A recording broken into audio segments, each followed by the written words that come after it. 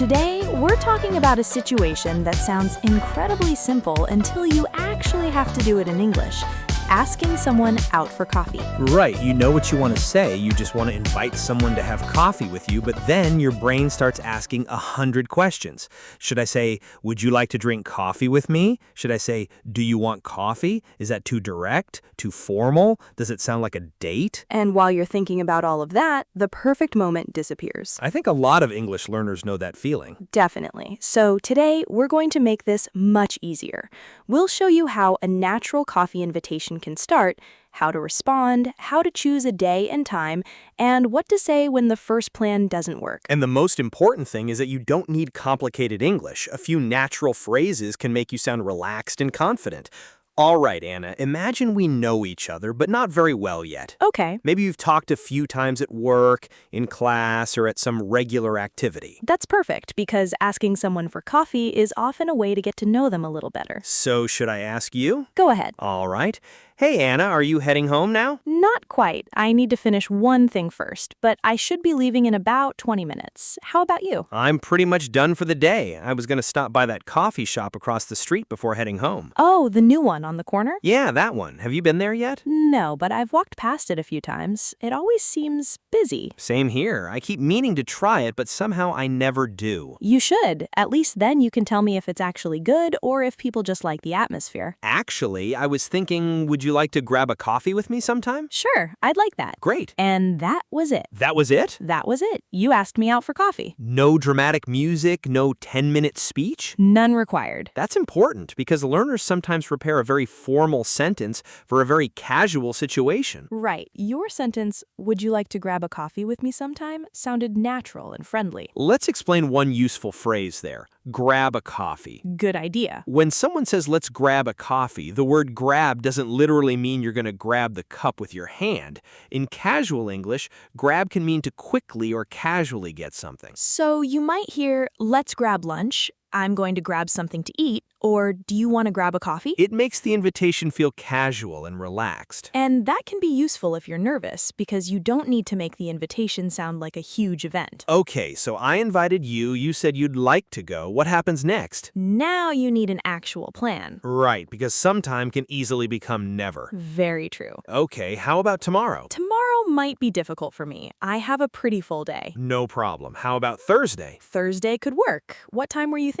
Maybe around 4? I usually finish everything by 3:30. Sorry, could you say the time again? Of course, around 4 o'clock. 4. Got it. That should work for me. Perfect. Do you want to meet at the coffee shop across the street? Sure, I finish at about 3:45, so I can just walk over. Sounds good. I'll meet you there at 4. Great, I'm looking forward to it. Me too. Notice what happened there. I didn't simply accept every suggestion. You rejected my first suggestion. Politely. Very politely. And that's realistic. If someone says, how about tomorrow, you don't have to say yes just because you want to meet them. You can say, tomorrow might be difficult for me, and then offer another possibility. Exactly. That keeps the conversation moving without making the other person feel rejected. Actually, that brings up something interesting. What if someone wants to invite another person for coffee, but they're afraid of hearing no? That's probably one of the biggest reasons people hesitate. Because even in your first language, asking someone to spend time with you can make you feel a little vulnerable. Of course. And when you're speaking English, you're dealing with two things at once. You're thinking about the social situation and your language. Which can make a simple sentence feel much harder than it really is. So let's try another version. This time, I'll invite you. Okay, I'm ready. Hey, Leo, do you have any plans after work on Friday? Not really. Why? I was thinking about checking out that little cafe near the park. Do you want to come with me? Yeah, that sounds nice. I've heard good things about that place. Really? Have you been there before? No, but a friend of mine goes there all the time. Apparently they have really good pastries too. Now you're making this invitation even better. Coffee and pastries. Hard to complain. Fair enough. Would 5:30 work for you? I think so. Let me check something quickly. Sure. Actually, I have a meeting until 5:30 on Friday. I completely forgot about it. No worries. We could go a little later. Would 6:15 be too late for you? Not at all. 6:15 works. Great. Should I meet you there? That would probably be easiest. All right. I'll see you there at 6:15. Perfect. Now that invitation felt slightly different from mine. It did. You started by asking, do you have any plans after work on Friday? Which is a very common way to begin an invitation. Because you're checking whether the person is available before suggesting the activity. And then you said, I was thinking about checking out that little cafe near the park. That phrase, I was thinking about, makes a suggestion feel softer and more conversational. For example, I was thinking about getting lunch. Do you want to join me? Or, I was thinking about going for a walk after work. Or, I was thinking about trying that new coffee place. Those all sound very natural. But Anna, I have a question. Go ahead. Is asking someone for coffee always romantic? No, not at all. Good, because I think that can confuse people. Absolutely. Coffee's one of those activities that can fit many different relationships. Coworkers get coffee, friends get coffee. Two people who are interested in dating might also get coffee. So the sentence itself doesn't always tell you everything. Right, the context matters. If a coworker says, "Want to grab coffee during our break?" that probably sounds casual and friendly. But if someone you've been flirting with says, would you like to get coffee with me this weekend? It might feel more like a date. Possibly, but you still shouldn't assume too much from one sentence. That makes sense. The good news for English learners is that the language can remain simple either way. So let's say I've recently met someone in an English class. We've talked a few times after class, and I want to invite that person to coffee. Okay, what would you say? Maybe, hello, Anna.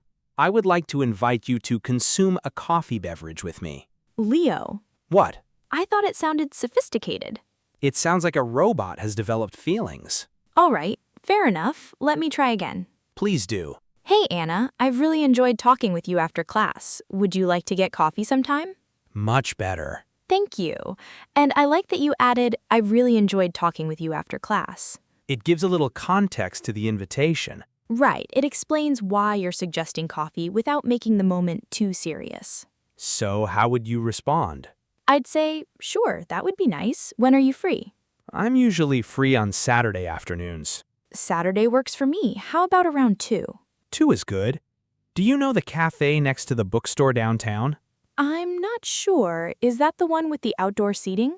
Yeah, that's the one. Oh, I know it. I've never actually been inside, though. Neither have I. We can try together. Sounds good. Would you rather sit inside or outside? Probably outside if the weather's nice.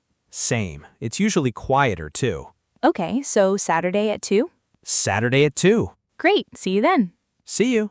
That exchange is a good example of how the conversation naturally grows after the invitation. And that matters because sometimes learners spend all their energy preparing the first question. Then the person says, sure, Suddenly, the learner thinks, oh no, they said yes, what do I do now?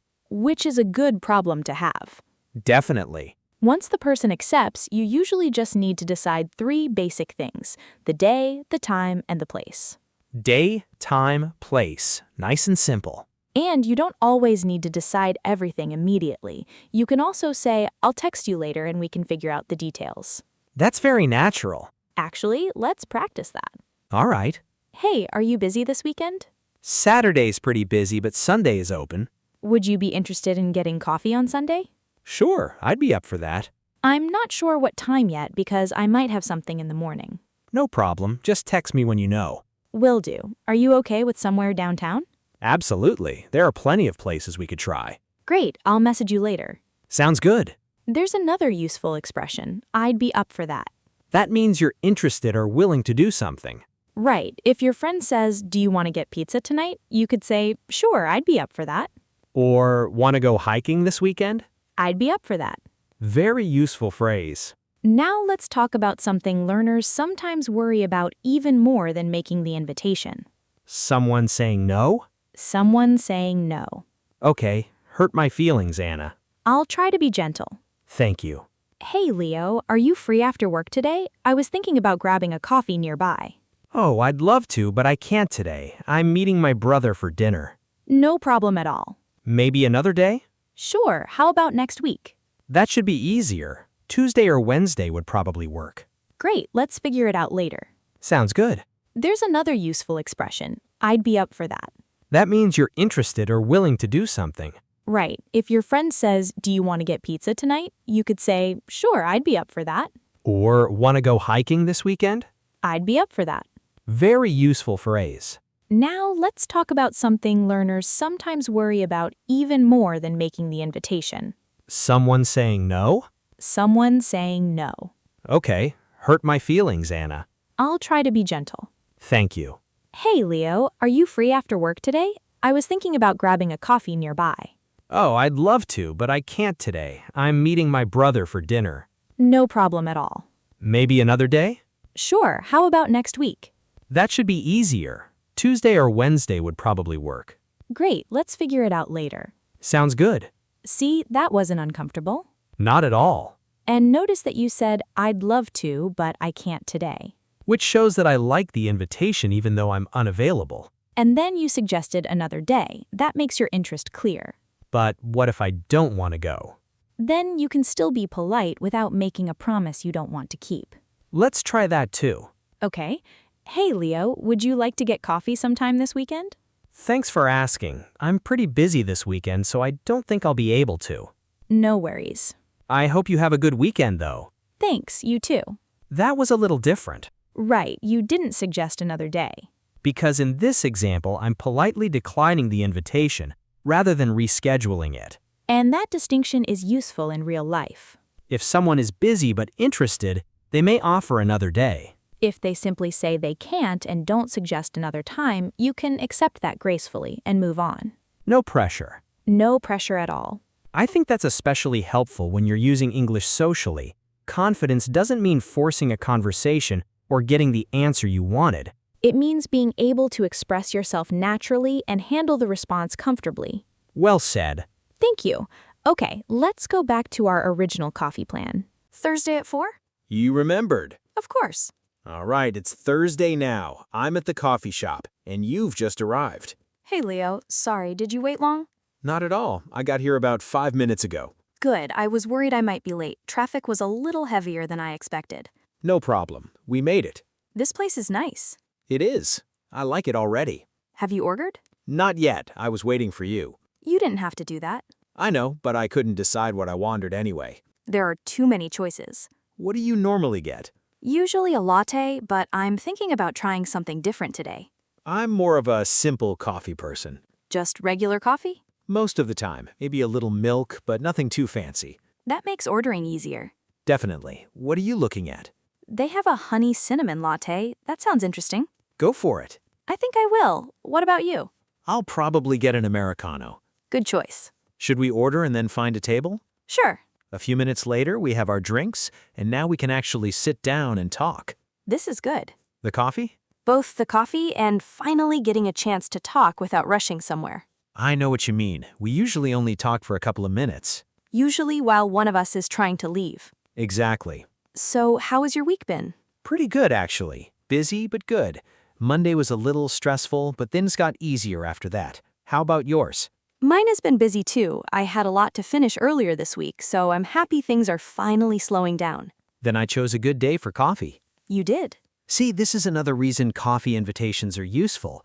Coffee gives people an easy setting for conversation. It's casual, you can stay for 20 minutes or an hour, and there isn't usually much pressure. And if you're learning English, it gives you a chance to practice the kind of small talk people use every day. You can talk about work, school, hobbies, weekend plans, movies, food, travel. Or the coffee itself if you run out of ideas. Always a reliable backup. Question: how's your coffee? Pretty good. Conversation saved. You're welcome, everyone. But seriously, you don't need to prepare an entire conversation before meeting someone. That's an important point. Real conversations move naturally. One topic leads to another. For example, I might ask, do you usually come downtown on weekends? Not very often. I usually stay closer to home unless I'm meeting friends or have something specific to do. What do you normally do on weekends? I like slow mornings. I'll make breakfast, have coffee at home, maybe read for a while. If the weather's nice, I'll go for a walk later. What about you? I'm more active on Saturdays. I'll run errands, meet someone for lunch, maybe go to the gym. Sundays are when I slow down. So we're opposites. A little bit. And there we go. One simple question created several minutes of conversation. That's how natural conversation works. You listen to what the other person says and pick something from their answer. You don't need to constantly invent a completely new topic. Exactly. If you tell me you like going for walks, I can ask where you like walking. If you tell me you go to the gym, I can ask what kind of workouts you enjoy. And if you tell me you like slow mornings, You can respect my privacy and not contact me before 10. understood. Thank you. So if someone watching this video wants to ask a friend, classmate, coworker, or someone they've recently met for coffee, what should they remember? Keep it simple. That's number one. You can say, "Do you want to grab coffee sometime?" Or, "Would you like to get coffee this weekend?" Or, "I'm going to get coffee after class. Want to join me?" That last one is especially casual. Very casual. And sometimes that makes it easier to say. Then, if the person accepts, talk about the day, time, and place. And don't panic if they're busy. People have schedules. They do. "I can't Friday" doesn't automatically mean I never want to have coffee with you. If another day works, suggest it. And if someone declines without suggesting another time, be polite and respect their answer. Simple, natural, confident. That's really what we want you to practice. And remember, fluency doesn't mean using the most advanced sentence you know. Sometimes the most fluent sentence is the simplest one. Want to grab coffee sometime? That might be all you need. And after today, hopefully you won't spend 15 minutes mentally translating it before you say it. That's the goal. So next time you have the opportunity, try one of these phrases. Even if you feel a little nervous, say the sentence slowly and clearly. The more you use English in small, real situations like this, the more natural it starts to feel. And that confidence builds one conversation at a time. We hope today's conversation helped you feel more comfortable asking someone out for coffee, responding to an invitation, making plans, and handling changes naturally. If it did, please like this video and subscribe to the English Talk channel for more real-life English conversations. And here's a little challenge before you go. Imagine you want to invite someone for coffee this weekend. Practice saying your invitation out loud. Don't just think about it, actually say it. "Would you like to grab a coffee this weekend?" Or, are you free Saturday? Do you want to get coffee? Keep practicing until the sentence feels comfortable. Thanks so much for spending this time with us. Keep listening, keep speaking, and remember that everyday conversations are some of the best opportunities to improve your English. We'll see you in the next lesson. Goodbye, everyone, and happy practicing. And maybe go grab a coffee. That too. Goodbye.